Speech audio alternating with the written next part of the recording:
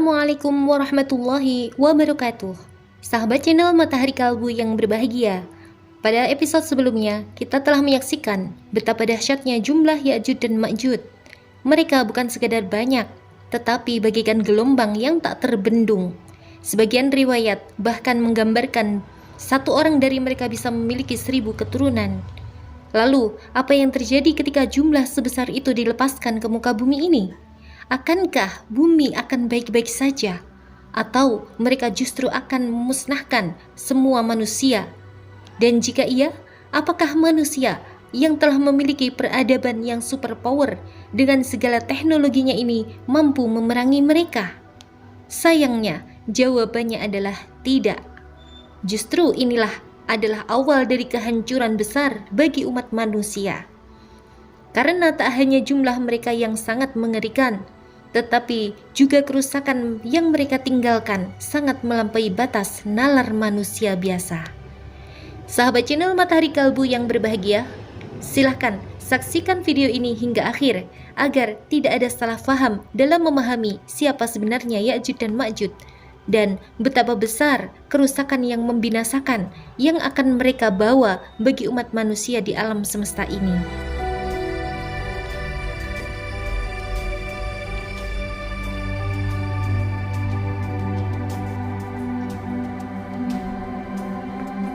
Pada suatu zaman, setelah Nabi Isa membunuh Dajjal, di dalam diamnya langit dan sisa-sisa mencekamnya bumi, di bawah bayang-bayang ketakutan yang baru saja berlalu, tetapi masih membekas dalam sanubari tiap-tiap jiwa manusia. Tiba-tiba datang satu peringatan dari Allah Subhanahu wa Ta'ala yang menggoncang jiwa. Allah Subhanahu wa Ta'ala berfirman kepada Nabi Isa alaihissalam, "Wahai Isa, Aku akan mengeluarkan hamba-hambaku yang tidak ada satu kekuatan pun di muka bumi ini mampu membunuh mereka." Hadis sahih diriwayatkan oleh Imam Muslim. Yang dimaksud dengan hamba-hambaku dalam wahyu Allah Subhanahu wa Ta'ala, mereka adalah Ya'juj dan Ma'juj, yaitu sebuah kaum misterius yang pernah dikurung oleh Dzulkarnain pada ribuan tahun yang lalu. Kini mereka nanti akan kembali keluar, memecah belenggu baja Dzulkarnain dan menciptakan kerusakan yang lebih dahsyat dari sebelumnya yang dulu biasa mereka lakukan. Dalam surat Al-Anbiya ayat 96 Allah Subhanahu wa Ta'ala berfirman, "Hatta idza futihat Ya'juj wa Ma'juj wa hum min kulli hadabi yansilun." Hingga apabila Ya'juj dan Ma'juj dibukakan dan mereka turun dengan cepat dari seluruh tempat yang tinggi. Tafsir Ibnu Katsir menjelaskan, mereka akan menyerbu dari segala arah, membunuh umat manusia. Manusia akan mundur ke kota-kota dan benteng-benteng mereka. Manusia bersembunyi membawa hewan-hewan ternaknya. Lalu Ya'juj dan Ma'juj terus berjalan menyisiri bumi sampai ketika mereka melewati danau Tobariyah di Sam. Mereka meminum seluruh isinya hingga kering. Ya'juj Ma'juj yang datang terakhir berkata, "Dulu di sini ada air. Kemanakah dia sekarang?" Saking banyaknya mereka, sehingga air danau yang begitu banyak diminum habis oleh sebagian Ya'juj Ma'juj yang lewat pertama-tama saja, sedangkan sebagian akhir Ya'juj Ma'juj telah kehabisan airnya.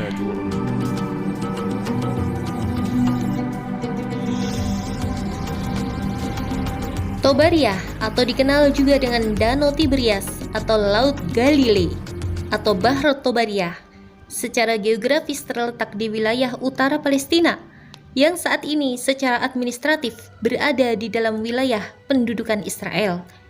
Namun, dalam banyak literatur klasik Islam, kawasan ini sering disebut sebagai bagian dari wilayah Syam.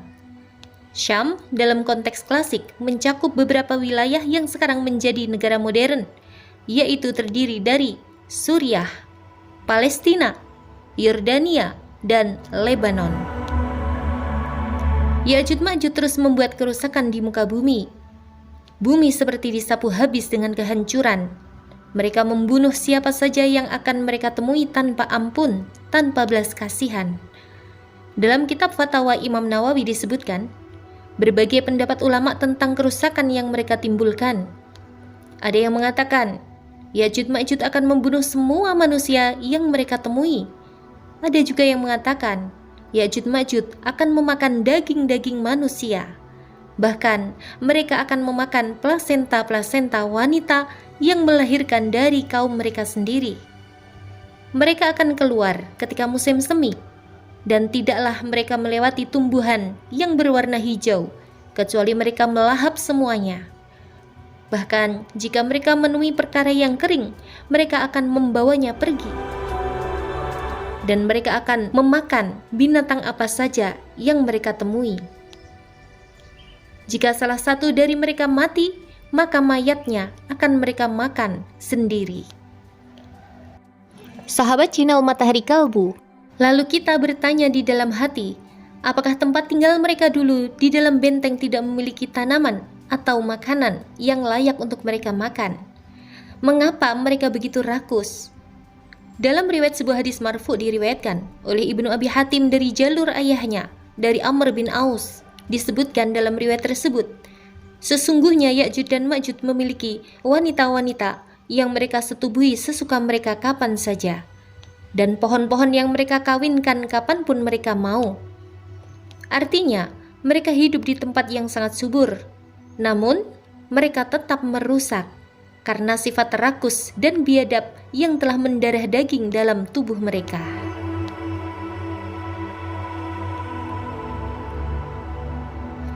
Ya'juj Ma'juj, mereka bukan sekedar kaum biasa, mereka adalah fitnah yang sangat besar, ujian pamungkas umat manusia menjelang hari kiamat, dan hanya Allah Subhanahu wa Ta'ala satu-satunya tempat berlindung. Dalam satu riwayat diceritakan, ketika Ya'juj Ma'juj telah merasa membunuh semua manusia, maka mereka berkata, "Kita telah membunuh seluruh penghuni bumi. Marilah sekarang saatnya kita bunuh penduduk langit." Lalu mereka benar-benar berambisi menguasai semesta dengan seluruh keangkuhan dan kesombongan mereka. Tak lama kemudian, mereka beraksi akan membinasakan penghuni langit. Maka mereka melemparkan tombak-tombak mereka ke arah langit, dan Allah Subhanahu wa Ta'ala mengembalikan tombak-tombak itu kepada mereka dalam keadaan berlumuran darah, sebagai tipu daya Allah kepada Ya'juj Ma'juj untuk memberi persepsi bahwa mereka telah berhasil membinasakan penghuni langit, sehingga bertambah keangkuhan dan kesombongan mereka di muka bumi. Seperti inilah kisah yang disebutkan di dalam hadis sahih riwayat Imam Muslim. Sahabat channel Matahari Kalbu yang berbahagia, setelah melihat betapa mengerikan kerusakan yang akan ditimbulkan oleh Ya'juj dan Ma'juj, lalu muncullah pertanyaan besar di benak kita. Apakah saat itu seluruh umat manusia benar-benar binasa dan tiada yang tersisa satu pun? Lalu, bagaimanakah dengan kaum muslimin saat itu? Apakah mereka juga habis binasa menjadi korban keganasan Ya'juj dan Ma'juj? Dan apakah bumi benar-benar kosong dari kehidupan manusia setelah fitnah ini? Sahabat channel Matahari Kalbu yang berbahagia, mari kita lanjutkan kisah ini untuk menemukan jawabannya secara langsung dari hadis-hadis sahih dan penjelasan para ulama. Sahabat channel Matahari Kalbu yang berbahagia, sebelum saat Allah Subhanahu wa Ta'ala mengeluarkan Ya'juj dan Ma'juj ke muka bumi, Allah Subhanahu wa Ta'ala telah memberikan wahyu kepada Nabi Isa alaihi salam. Allah Subhanahu wa Ta'ala berfirman, "Sesungguhnya aku telah mengeluarkan hamba-hambaku, yakni Ya'juj dan Ma'juj, yang tidak ada seorang pun mampu memerangi mereka. Maka lindungilah hamba-hambaku, yakni orang-orang beriman, ke Bukit Tur." Hadis riwayat Muslim. Nabi Isa alaihissalam bersama kaum muslimin akhirnya berlindung di puncak Gunung Tur. Mereka hidup dalam keterasingan, jauh dari peradaban yang telah dihancurkan oleh Ya'juj dan Ma'juj. Hari-hari terus berlalu, sementara ancaman dari makhluk perusak itu terus meluas, menyapu habis apa saja yang mereka lewati di muka bumi. Kaum muslimin pun hidup dalam kepungan. Mereka tidak bisa turun ke daratan, karena Ya'juj dan Ma'juj telah menguasai seluruh wilayah dengan keganasannya. Tidak ada jalan keluar. Tidak ada pasokan makanan. Hari demi hari, krisis pun memuncak. Makanan menjadi sangat langka, hingga nilai satu kepala sapi saat itu jika disetarakan dengan mata uang kita saat ini mencapai harga 100 dinar emas, setara dengan ratusan juta rupiah. Keadaan saat itu sangatlah genting. Tangis anak-anak yang terus-menerus, kelaparan dan kecemasan hati orang-orang mukmin telah mencapai puncaknya. Mereka sadar tidak ada jalan lain dan mereka tidak mungkin bisa memerangi Ya'juj Ma'juj karena Allah Subhanahu wa taala telah tegaskan dalam wahyunya kepada Nabi Isa bahwa tidak ada satupun kekuatan yang mampu membunuh Ya'juj Ma'juj. Lalu, dalam keterpurukan itu, Nabi Isa alaihissalam pun mengangkat kedua tangannya. Beliau bermunajat kepada Allah Subhanahu wa taala dengan penuh kekhusyukan. Ia memohon pertolongan dari langit agar fitnah besar ini diselesaikan oleh Zat yang Maha Kuasa. Dan benar, Allah Subhanahu wa taala mengabulkan doanya. Maka Allah Subhanahu wa taala pun mengirimkan ulat-ulat yang menyerang leher-leher Ya'juj dan Ma'juj hingga semuanya mati dalam satu waktu secara serempak. Tak tersisa satu pun dari mereka. Lalu, di sisi lain, Nabi Isa dan orang-orang beriman masih berada di dalam puncak gunung Tursina. Mereka terus menahan lapar dan penderitaan yang semakin melanda. Dalam kondisi genting seperti itu, kaum muslimin berkata satu sama lain, "Tidakkah ada seseorang dari kita yang bersedia mengorbankan dirinya, lalu turun untuk melihat apa yang terjadi dengan musuh kita?" Maka berdirilah salah seorang dari mereka, seseorang yang telah mengikhlaskan dirinya untuk mati syahid.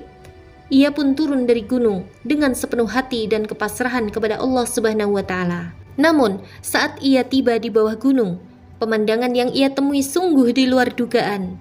Ya'juj dan Ma'juj, mereka telah binasa. Ya, mereka semuanya telah mati, bertumpukan satu sama lain. Maka orang itu pun kembali kepada teman-temannya. Lalu ia berseru dengan penuh haru, "Wahai kaum muslimin, bergembiralah kalian semua. Sungguh Allah Subhanahu wa taala telah mencukupkan kalian dari musuh kalian." Akhirnya, keluarlah kaum muslimin dari persembunyian dan benteng mereka. Mereka menggiring ternak mereka kembali ke padang, dan ternak-ternak itu pun memakan bangkai Ya'juj dan Ma'juj, hingga tubuh-tubuh mereka menjadi makanan yang menggemukkan ternak dengan luar biasa. Makanan ternak saat itu lebih baik dari semua tanaman yang pernah dimakan binatang ternak itu sebelumnya. Saat itu, bumi benar-benar dipenuhi oleh bangkai Ya'juj Ma'juj hingga tiada tempat kosong satu jengkal pun kecuali di situ terdapat bangkai Ya'juj dan Ma'juj.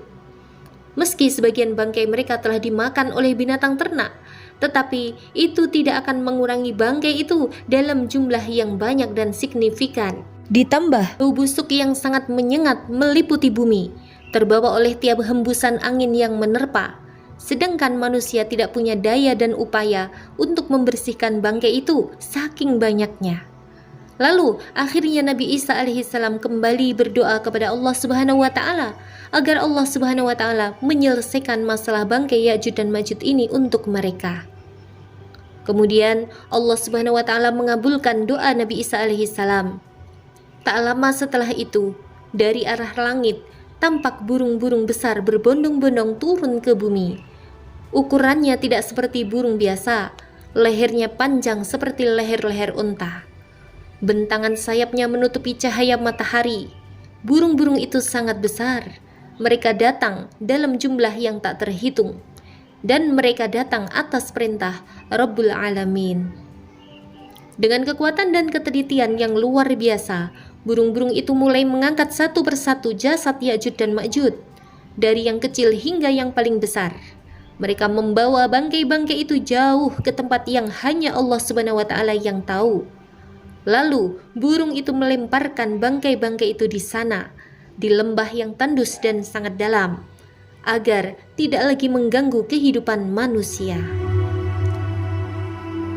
Dalam sebuah riwayat yang lain diceritakan bahwa setelah Ya'juj dan Ma'juj binasa, kaum muslimin membersihkan bekas-bekas kehancuran yang ditinggalkan oleh Ya'juj Ma'juj. Salah satunya adalah membakar seluruh persenjataan Ya'juj dan Ma'juj yang berserakan di muka bumi. Kaum muslimin terus membakar senjata-senjata itu, bukan 1 atau 2 hari lamanya, tapi bertahun-tahun. Diriwayatkan mereka membakar senjata Ya'juj Ma'juj hingga 7 tahun penuh. Bayangkan betapa banyaknya jumlah Ya'juj dan Ma'juj, hingga hanya dengan membakar sisa-sisa perlengkapan perang mereka saja bisa menghabiskan waktu selama itu. Inilah potret betapa besar kerusakan dan keganasan yang mereka buat saat menguasai bumi. Tidak hanya melahap makanan dan minuman, tetapi juga karena jumlah mereka yang berkali-kali lipat dibandingkan jumlah manusia biasa, sehingga mereka dengan mudah menguasai bumi dan meninggalkan jejak-jejak kehancuran yang sulit terhapuskan. Sahabat channel Matahari Kalbu yang berbahagia, kisah ini bukan sekedar cerita tentang makhluk perusak dari zaman akhir, tetapi juga cerminan seberapa kuat iman kita, sejauh mana keyakinan kita pada pertolongan Allah Subhanahu wa Ta'ala. Maka marilah kita siapkan diri kita bukan hanya dengan kekuatan fisik, tetapi dengan ilmu, dengan amal dan keimanan yang kokoh. Karena ketika fitnah besar itu datang, hanya mereka yang dekat dengan Allah Subhanahu wa Ta'ala yang akan diselamatkan. Tapi satu pertanyaan besar masih menggantung di benak kita. Di manakah Ya'juj dan Ma'juj sekarang ini? Benarkah mereka masih tersembunyi? Dan siapa sebenarnya yang pernah melihat benteng mereka? Mungkinkah jumlah sebanyak itu bisa tersembunyi dari masa ke masa, dari generasi ke generasi, di atas muka bumi kita ini tanpa terendus jejaknya sama sekali, atau tanpa terpantau sedikit pun oleh kecanggihan satelit-satelit yang ada sekarang ini?